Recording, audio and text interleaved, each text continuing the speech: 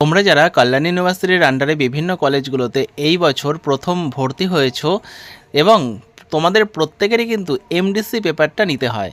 তো এই এমডিসি টপিকটা তোমরা যারা যারা রাষ্ট্রবিজ্ঞানের local self government of India এই টপিকটা নিচ্ছ, তোমরা ফার্স্ট সেমিস্টার অথবা সেকেন্ড সেমিস্টার উভয় স্টুডেন্টদের জন্য কিন্তু এই সেম সিলেবাস তোমাদের পড়তে হবে।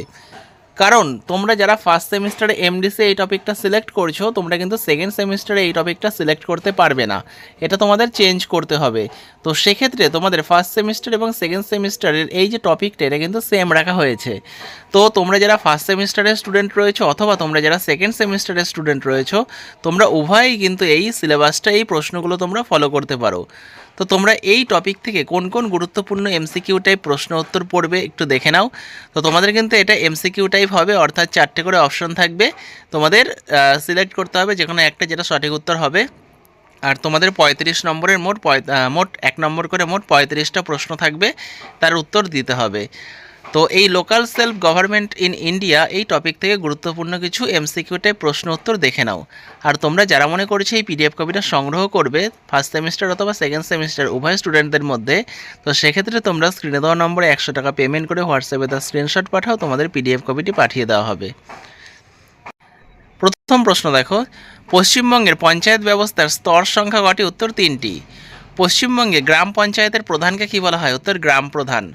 গ্রাম পঞ্চায়েতে মহিলাদের জন্য সংরক্ষিত আছে মোট আসনের 1/2 অংশ।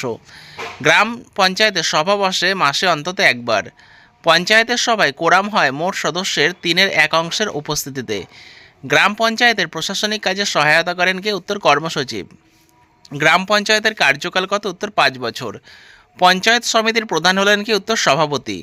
পঞ্চায়েত সমিতির প্রশাসনিক আধিকারিক হলেন উত্তর বিডিও। পূর্ব পঞ্চায়েত সমিতির নাম কি ছিল? উত্তর আঞ্চলিক পরিষদ।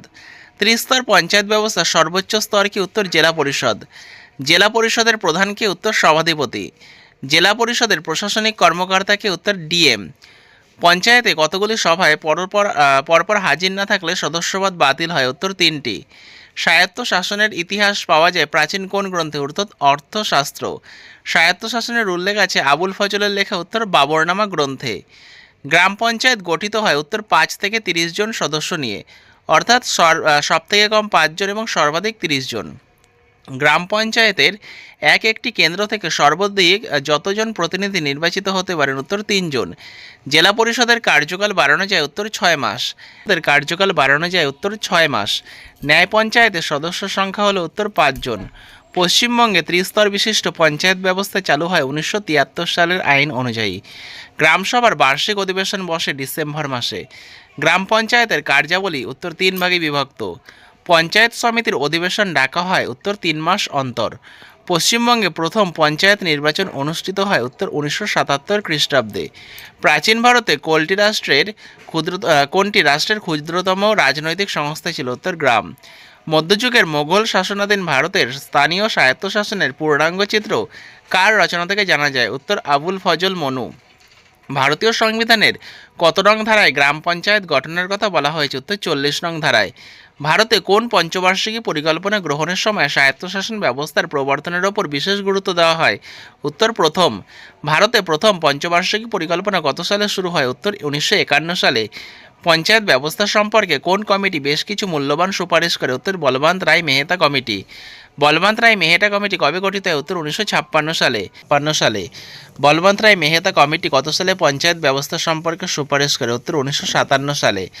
বলবন্ত রায় মেহতা কমিটি কত জনসংখ্যা পিছু একটি পঞ্চায়েত সমিতি গঠনের কথা বলেন? উত্তর 80,000।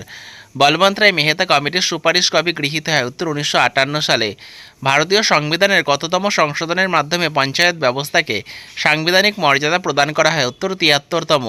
ভারতীয় সংবিধানের 73তম সংবিধান সংশোধন কবে হয়? উত্তর 1992 সালে। সংবিধানের 73তম সংশোধনী আইন কবে থেকে কার্যকরী হয়? উত্তর 1993 সাল থেকে। কোনো পঞ্চায়েতকে ভেঙে দেওয়ার কতদিনের মধ্যে নির্বাচনের ব্যবস্থা করতে হবে? উত্তর 6 মাস।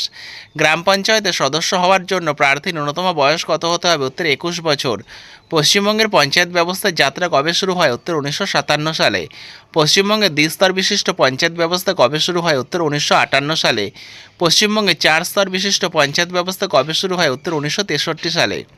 পশ্চিমবঙ্গে কত সালে পঞ্চায়েত আইন অনুযায়ী 4টি স্তরের পরিবর্তে ত্রিস্তর বিশিষ্ট পঞ্চায়েত ব্যবস্থা চালু হয়? উত্তর 1973 সালে। পশ্চিমবঙ্গে কোনো গ্রাম পঞ্চায়েতের সদস্য সংখ্যা সর্বাপেক্ষা কম কতজন হতে পারে? উত্তর 5 জন। পশ্চিমবঙ্গে কোনো গ্রাম পঞ্চায়েতের সর্বাধিক সদস্যের সংখ্যা কত হতে পারে? উত্তর 30 জন। পশ্চিমবঙ্গ পঞ্চায়েত দ্বিতীয় সংশোধন আইন কবে গৃহীত হয়? 2010 সালে। পশ্চিমবঙ্গ দ্বিতীয় সংশোধন আইন কবে থেকে চালু হয়? উত্তর 1 জুলাই 2010 থেকে। প্রতি মাসে কমপক্ষে কতবার গ্রাম পঞ্চায়েতের সভা আহ্বান করতে হয়? উত্তর 1 বার। কত সালে পশ্চিমবঙ্গে পঞ্চায়েত আইনে গ্রাম সংসদ ও গ্রাম সভা গঠনের কথা বলা হয়েছে? উত্তর 1994 সালে। তোমাদের এই ভিডিওতে মোট 50টা প্রশ্ন উত্তর বলা হলো। পরের ভিডিওতে পরের প্রশ্ন উত্তরগুলো আলোচনা করা হবে, তাই তোমরা যারা চ্যানেলে নতুন আছো চ্যানেলটা অবশ্যই সাবস্ক্রাইব করে রেখো সমস্ত প্রশ্নের উত্তর পাওয়ার জন্য।